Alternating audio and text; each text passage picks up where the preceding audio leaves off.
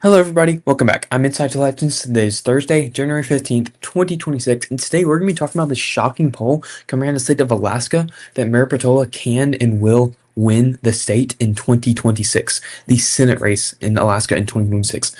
Now, as soon as this news came out that Mary Peltola would be running for Alaska Senate about a week ago, I thought that she would win. I figured that she would win. And these new polls, this first poll we have out of the state since her announcement, is saying that she will win. And I am fully expecting her to win. She's up by 1.6 points. That rounds up. She's up by 2 points in the state of Alaska in 2026. And Alaska is not a blue state. In 2024, Trump won it by 13. In 2020, Trump won it by 10.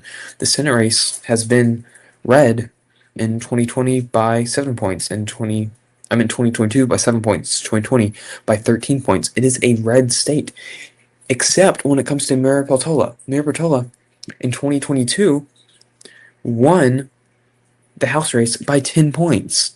Yes, she lost re-election in 2024 by 2 points, but in 2024 it's the same ballot that Donald Trump was winning by 13. Alaska will flip blue when Mary Peltola is on the ballot, and that is set to happen in 2026. Now, what I find interesting, I want to talk about is that, of course, Democrats overwhelmingly vote for Mary Peltola, Republicans overwhelmingly vote for Dan Sullivan, but no party, Mary Peltola is winning. You might say, why is that so? Why? Let me show you. Because the voter registration, the Democrats, Republicans, and no party is independents in other parties. The registered voters, independents make up 44% of Alaska. Other parties make up 19% of Alaska. Democrats only make up 12%. Republicans only make up 24%. Only a third of the state of Alaska is registered to vote for the two major political parties. You might say, okay, why does that have to do with anything? It's because Alaskans are willing to vote for Democrats. Alaska is not a Republican state. It is a conservative state. It is a state that usually votes for Republicans, for conservatives, because that is how they live in Alaska. That sounded wrong. But they are willing to elect Democrats when they are popular Democrats, like Mary Peltola, winning by 10 when on the same exact ballot, because Alaska is in that large state on the same ballot. Lisa Murkowski was winning by 7. This just shows that it's another thing. This shows that Mary Peltola can win this Senate race. It's not out of the realm of possibility. She's actually favored in this race. Mary Peltola, 48. Dan Sullivan's 46. And this is not the only poll. There haven't been many polls because it's early. It's Alaska. It's a red state. But the polls we do have, Alaska Survey Research and Data for Progress. Data for Progress back in October had Dan Sullivan up by 1 before Mary Peltola announced her candidacy. Like Alaska Survey Research, Mary Peltola up by 2. Mary Peltola up by 2. And Alaska Survey Research is not a perfect poll, but it is the best we got. In 2024, there was only 2 different polls for the state of Alaska, and they got it pretty spot on. Donald Trump versus Kamala Harris, they had Donald Trump up by 10. They had Donald Trump up by 12. Not by 12, up by 8. He won by 13. Let me pull it up. He won by 13. They didn't get the margin exactly right, but they got the candidate correct.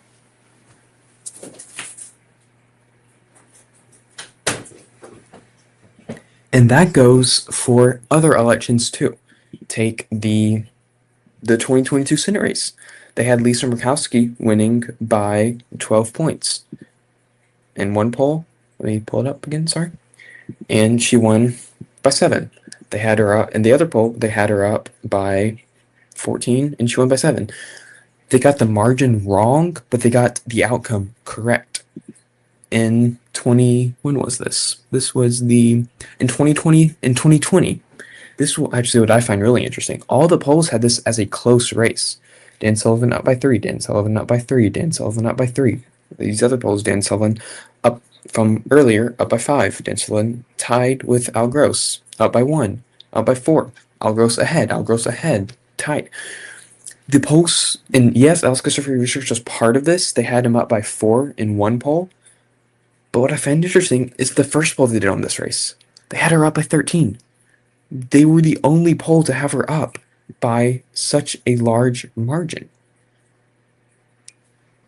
The only poll in this race at all. Let me pull up 2020. Janice Sloan won by 13. They got it spot on. And now, yes, the latest poll they did, they got it wrong. They got it wrong by 9 points. But they were the only pollster to get it right, and they got it right spot on. We can also look at the 2022 House race where Mary Peltola won by 10 points. Let's go Survey Research. They had her up against Sarah Palin by 14. They had, in their other poll, they had her up against Sarah Palin by 12.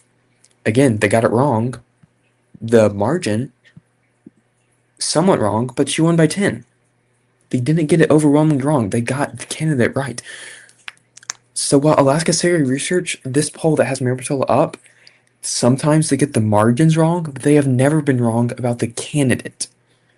And I believe that's going to go. That's probably how it's going to go in 2026. Mary Peltola is going to win and flip the Senate race to the Democratic Party because Alaskans like her. She is a popular candidate. And independents and other political parties, like in this poll, vote for her. She's leading in the no party by 24 points. Okay, now I want to show you what this means. Why this is actually such big news. Because this is the Senate map of 2026. The states in blue are states that are going to go to the Democratic Party. The states in red are going to go to the Republican Party. The remaining states are the toss-up states. Not toss-up. Some of these are definitely leaning towards one party, such as Iowa and Nebraska, etc. But these states are the states to look at in 2026, sorry. And some of these are going to go, and assuming Democrats hold on to Michigan, assuming they hold on to Georgia, assuming they flip North Carolina and Maine, like polls are saying that they're going to do, like they're expected to do, that brings them to 49 seats. If Democrats flip Alaska, if Mayor Peltola wins in Alaska, that brings them to 50 seats. That is 50, and there's only 100 seats in the Senate. That is half of this. That is not a Senate majority because J.D. Vance is a tiebreaker. Republicans would still have the majority if they won the remaining of these states. But all it takes is Democrats to flip one of these remaining states. Say they get extremely lucky in Texas with James Chalawiga versus Ken Paxton, and they narrowly flip the state. And they don't have to worry about any of these other states. Democrats would win the Senate majority. That would be 51 to 49, assuming Republicans won these other states. But say that doesn't happen. Say Republicans do pull out in Texas, like they most likely will. If independent Dan Osborne pulled out the victory in Nebraska, that would be a tied Senate, assuming Democrats lost in Iowa and Ohio. That would be 50. Democrats would have the Senate majority, 50 to 49 to 1. And yeah, Democrats would have the Senate majority.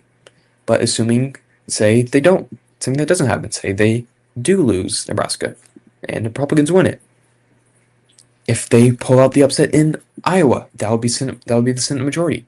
Or if they lose Iowa and pull out the upset in Ohio, which in my opinion is the most likely upset for them to pull out, that would be the Senate majority in 2026 for Democrats.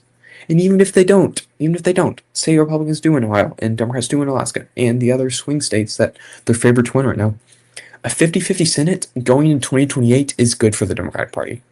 That is good. In 2024, when Republicans won the trifecta, everybody said that Republicans are going to hold on to everything for decades. Democrats are done. Democrats have a shot to win the Senate. And if it's 50-50 in 2028, assuming Democrats win the presidency, that is a majority for the Democrats. Because it's one thing to go after Senate majority. It's another thing to hold on to a Senate majority. I worded that wrong. But if Democrats have 50 seats going into 2028, that is a very, very good scenario for them. Okay, that's enough of my talking, of my yapping. What are your thoughts on this poll? Do you think it's accurate? What do you think is going to happen in Alaska in 2026? How do you think it's going to shape the entire national environment?